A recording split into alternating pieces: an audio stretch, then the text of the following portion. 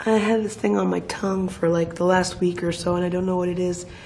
I feel like if I'm, oh, a really cool bug just flew right on the lens. I don't think it's a ladybug. He's smelling around. I wish I could, wait, maybe I can show you. I have to flip the lens around though. Do you see him right there? Hey, where'd he go? Oh, there he is, that's his butt.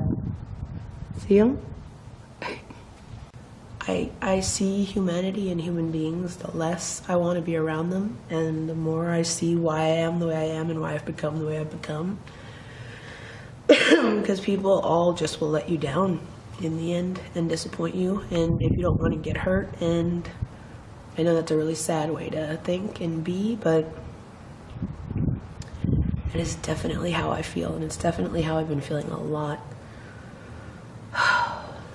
It doesn't help that like each breath I take right now is just codeine infused and Delcium infused, but that's what I've needed because I have not been able to sleep because I've been hacking all over the place. And they gave me a prescription for codeine, which was fine, and they say you have one refill on codeine, and I understand that it's a narcotic, right? So they give you like it says to take it every 4 hours as needed. Obviously, the minute you start to lay down, you start choking because there's fluid in your lungs. You cannot breathe. So you start, pounding it back. Obviously, it's going to take more than 2 slurps until it knocks you out, and you can get maybe like an hour of rest. We're not talking like a whole day of rest. So I finally did go to a doctor. I had to go to one in Quincy, Massachusetts, which is out of town, because I needed one right away. I just didn't want to not sleep at night anymore because that's scary for me. This thing on the end of my tongue, though, is really driving me crazy. It looks gross now. I think it's because I keep bothering with it and I need to just leave it alone. It was like a little blister at first, and then I kept touching it and biting it, and now it's turned into this like huge, disgusting mount down the end of my tongue. Because I'm trying to get fresh air. It's supposed to help me feel better. I'm actually starting to feel sick again. The world is going too fast.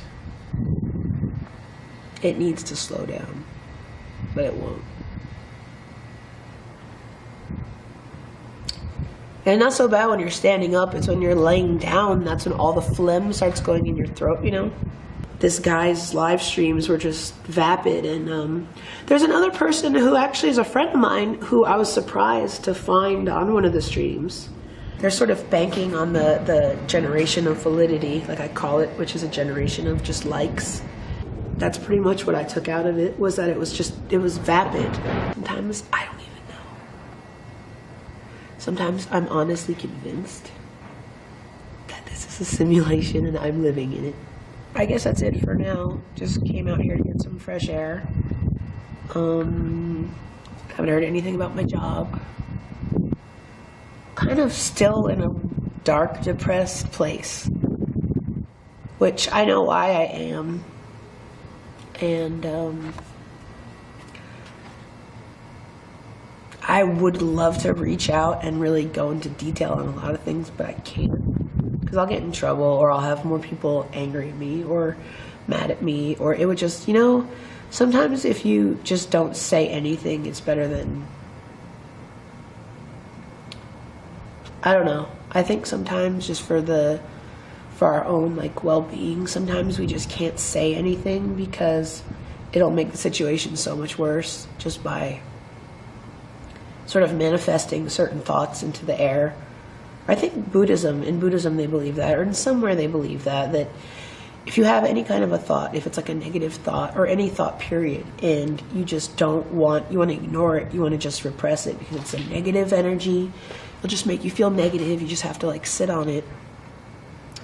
Just don't talk about it. Just ignore it. Just keep your mouth shut, because the minute you open your mouth and talk about these things and you put words out into the universe and manifest it, it's going to become something that it even wasn't before, and it's going to grow. So a lot of times right now I feel like if I can't talk about certain things, because if I did, it would give them validity, which I don't even feel they deserve. So then in that way I'm betraying myself, and I don't want to go into further detail a lot because I know nothing can be done about it. and it's complaining just for the sake of complaining and venting for the sake of venting. And that's what I hate the most about our world, is people have made victimization for profit, and I don't want to do that. I don't want to become a victim profiteer. I don't want people to pay me money for my victimhood. I don't want that. It's gross. I don't ever want to be that kind of a person. I would rather literally sit in a box on the street or stand on the street and panhandle than just bitch and moan to a computer screen and have people just give me money because I feel I'm a victim of situations that I probably put myself in. I can't do that. To me, it's kind of abhorrent to my character. And I'm serious. I would literally go panhandle the street right now. Wait, I hear footsteps. It's honestly so pretty here right now, though. I'm glad I came out. It's probably not going to do a lot good for my allergies, but I'm glad I came out here. I don't want this to be all negative. I really don't. I'm just trying to use my camera as like a therapy for myself right now, because I don't have anybody really to talk to. And the people that I do are there, and they're wonderful, but I have this thing where I don't want to bother them. I'm that hard on myself.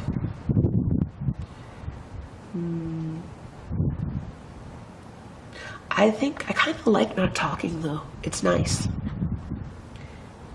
I'm watching a lot of elephant videos, as usual. Because you guys know elephants are my all-time favorite animal.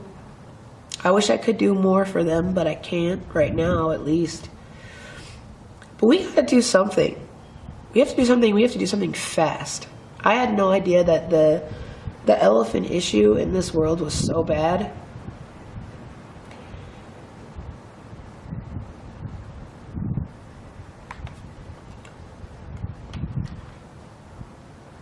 If you actually go on YouTube or if you're blessed enough to live in an area where you can go see elephants, or you can just be in their presence, there's something magical there.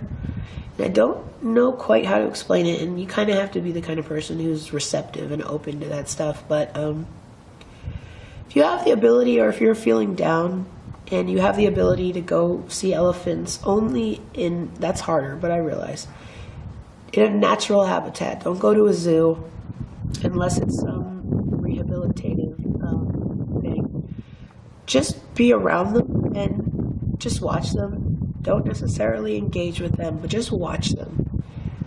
There's something very spiritual about them. There's something very spiritual that happened to me. It still happens. I feel like they know something that we don't. And it's scary because we're the ones that have the power to help them, and we're harming them. We're not doing enough. And that also pisses me off a lot. It pisses me the fuck off. The fact that people are actually still going out there and they're still poaching elephants, and they're killing them this way. And also the fact, this is something else that pisses me off if I'm going to talk about elephants, the fact that Africa, one of the poorest nations in our world, right, by land actually, and they have the higher populations, are doing more for these animals than we are in America. You're telling me we can't spend any money at all to help stop this sort of mass rapid extinction attempt on elephants? We can't just stop poaching. We can't take any money right now and do anything. We're just going to sit by and watch them just die off. That pisses me off. I mean, there's a lot of good things about America, I know. America's great, but when it comes to a lot of things, especially with the animals, I get really pissed off at America a lot. And it's how lackadaisical it is with a lot of situations regarding our world, because we're not the only people on this planet. In fact, we're not the only creatures. We weren't the first ones here, and I guarantee you we won't be the last ones here. And yeah, we've done some good things, but the majority of what we've done hasn't been great. And how we're not taking care of and looking after a lot of our creatures it angers me to no end. How nobody does anything. They're still not doing anything. People are, but they're not doing it because they want the attention for it. So that's why you don't know who they are. That run these rescues for the babies when they find their moms have been shot, elephants, and they raise them, and they can't even support themselves in their country, let alone elephants. And they're doing it, and we don't have anything that we could do in our country. We may be, I might be speaking out of turn, and in that case I apologize. I may not be completely informed, but from what I've seen, we need to be doing more. We can do more. We can do a lot more.